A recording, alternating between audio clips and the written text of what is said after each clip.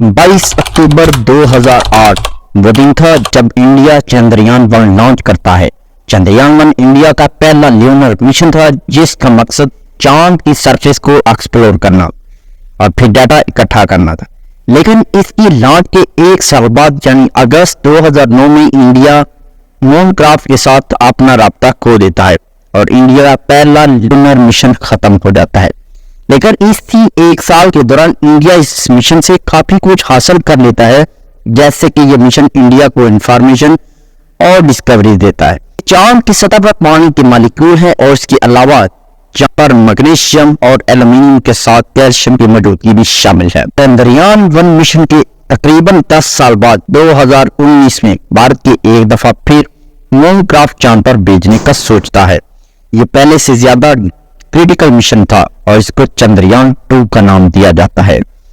इस दफा इंडिया चांद की सतह को मजीद करीब से परखना चाहता था, जिसमें मादरियात की तलाश, चांद की बैरून फजा और पानी के आसार को ढूंढना शामिल था।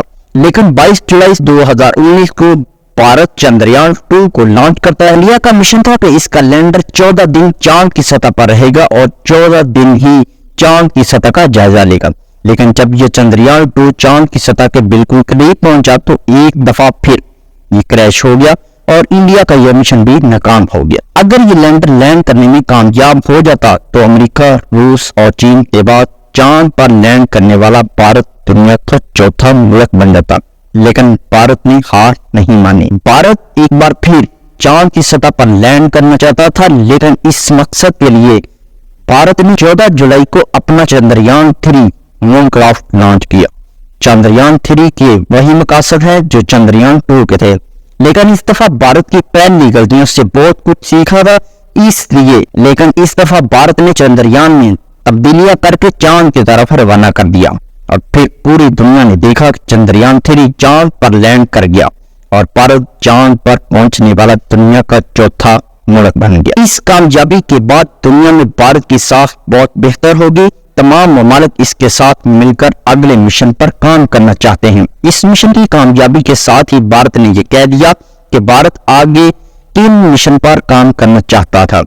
ये मार्स पर मिशन भेजेंगे और अगले सियारों पर जाएंगे। भारत का इरादा है कि जमीन पर वापसी के बजाय अगले मिशन पर काम करे। जापान और दूसरे तरक्की याफ्ता ममालिक भारत के साथ मिलकर इस मिशन पर काम करने की ख्वाहिशमंद हैं। तो मुस्तकबिल का प्लान ये भी है कि चांद पर अपने स्पेस स्टेशन कायम करे और वहां से दूसरे सियारों पर मिशन भेजे जा सके। नाज़रीन, इस सूरत हाल में भारत पूरी दुनिया में अहम मुकाम हासिल कर चुका है। दरअसल भारत ने ये मिशन साउथ पोल की तरफ भेजा है। ये हिस्सा रसाई के लिए बहुत मुश्किल था, क्योंकि कोई दूसरा मुल्क चांद के इस हिस्से तक नहीं पहुंचा, क्योंकि यहाँ सूरज की रोशनी नहीं है और यहाँ बहुत बड़े गड्ढे हैं। ये एक ऐसा हिस्सा है जहाँ पहुंचना इंतहाई मुश्किल है। अब भारत का ये मिशन कामयाबी से पूरा हो गया है। इस वजह से इसकी पूरी दुनिया में धूम मची हुई है। भारत की तरफ से अपने मिशन की कामयाबी के बाद सोशल मीडिया पर तस्वीर शेयर भी की गई हैं, जिसमें इसकी सैटेलाइट चांद की सतह पर देखी जा सकती है। अब तमाम भारत के साथ मिलकर काम करने की कोशिश करेंगे और इस वजह से भारत में इन्वेस्टमेंट भी की जाएगी। और जब कोई भी मुल्क इस तरह तरक्की करता है तो दुनिया की सुपर पावर की तरफ से मुल्क में भारी इन्वेस्टमेंट की जाती है। वहां के इंजीनियर और साइंसदानों को बड़े प्रोजेक्ट के लिए हायर किया जाता है। इस तरह दुनिया के कई बड़े ममालिक की इन्वेस्टमेंट भारत में लगाई जाएगी, जिसकी वजह से भारत की माशत बहुत बेहतर हो जाएगी। नाज़रीन गिरामी, इस मिशन की कामयाबी के साथ ही दूसरे तमाम ममालिक यानी पूरी दुनिया एक तरह से भारत की मकरूज हो चुकी है। तमाम ममालिक जिन्होंने स्पेस मिशन जितनी भी कामयाबी हासिल क्यों न की हो, लेकिन भारत इनसे एक कदम आगे निकल चुका है और अब तमाम बड़े ममालिक भारत के साथ डिपेंड करेंगे ताकि वो अपने मिशन को भी आगे ले कर जा सकें। इस सूरत हाल को मोदी अपने फायदे के लिए इस्तेमाल करेगा और वो आजाद कश्मीर पर हमला कर दे तो तमाम दुनिया इसके साथ होगी। तमाम बड़े ममालिक यही कहेंगे कि भारत जो कह रहा है वो ठीक है, क्योंकि अब इनका मफाद भारत के साथ जुड़ चुका है और अपनी तरक्की के लिए भारत के मोहताज हो चुके हैं। इस वजह से अगर भारत की तरफ से पाकिस्तान के खिलाफ कोई ऐसा कदम उठाया जाता है तो दूसरे मुमालिक जैसा कि अमेरिका और यूरोप की तरफ से कोई खास मज़ामत नहीं की जाएगी। दूसरी तरफ अगर हम पाकिस्तान की बात करें तो स्पेस मिशन तो दूर की बात, टेक्नोलॉजी में भारत हमसे बहुत आगे है। अगले कई साल तक हम शायद भारत के बराबर भी ना हो पाए।